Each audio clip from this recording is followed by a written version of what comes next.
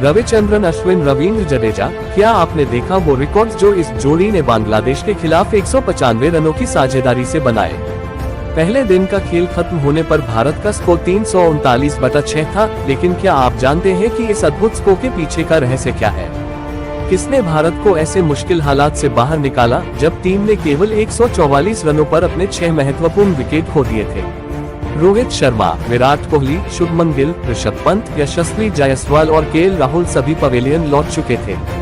क्या आपको लगता है कि भारत ऐसी स्थिति से उभर पाएगा? लेकिन फिर मैदान पर उतरे अश्विन और जडेजा, और यहीं से कहानी में आता है एक मोड़ जिसने सभी को चौंका दिया।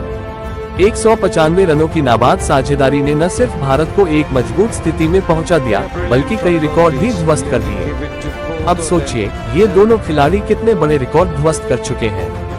क्या आप जानते हैं कि घर में 7वें विकेट या उससे नीचे की साझेदारी में अश्विन और जडेजा दूसरी सबसे बड़ी साझेदारी के मालिक बन चुके हैं? और ये सिर्फ 14 मैचों में। उनके कुल 500 जोड़ रनों की इस साझेदारी ने उन्हें कपिल देव और सैयद किरमानी की 617 रनों की साझेदारी से थोड़ा पीछे कर दिया है।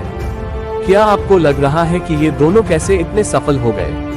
क्या ये सिर्फ किस्मत का खेल था या उनकी रणनीति में कुछ खास था? धोनी और लक्ष्मण की 486 रनों की साझेदारी से भी आगे निकल जाना कोई साधारण बात नहीं है, और जब आपके सामने किरमानी रवि शास्त्री की जोड़ी हो, जिन्होंने 8 मैचों में 462 रन बनाए थे, तब भी अश्विन जडेजा की ये साझेदारी एक चमत्कार लगती है। क्या आप हैरान हैं कि इस साझेदारी ने बांग्लादेश के खिलाफ भारत की सबसे बड़ी 7वें विकेट की साझेदारी बना दी, या ये भारत के टेस्ट इतिहास में 8वीं सबसे बड़ी 7वें विकेट की साझेदारी का रिकॉर्ड तोड़ चुका है? सवाल ये है कि जब भारत की हालत बेहद नाजुक थी और ऐसा लग रहा था कि बांग्लादेश का पलड़ा भारी है, तब अश्विन और जडेजा ने ऐसा क्या किया जिससे बांग्लादेश की गेंदबाजी ताश के पत्तों की तरह बिखर गई। 195 रनों की ये साझेदारी सिर्फ 227 गेंदों में आई, जिसमें अश्विन ने शतक जड़ दिया और जडेजा नाबाद 86 रन बनाकर खेल रहे थे। क्या ये सिर्फ बांग्लादेश की कमजोर गेंदबाजी थी या अश्विन जडेजा का बेजोड़ थे? तारानकन हसन महमूद तारानकन, जिन्होंने 4 विकेट लेकर भारत के शीर्ष बल्लेबाजों को पवेलियन भेजा था, आखिरी सत्र में क्यों नाकाम रहे? क्योंकि ऐसा नहीं था कि सिर्फ महमूद ही असफल हुए, बल्कि नाहिद राणा और मेहदी हसन मिराज जैसे अनुभवी गेंदबाज भी विकेट लेने में असफल रहे।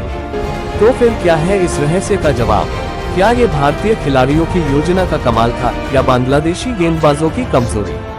क्या इस साझेदारी ने भारत को जीत की ओर अग्रसर कर दिया है?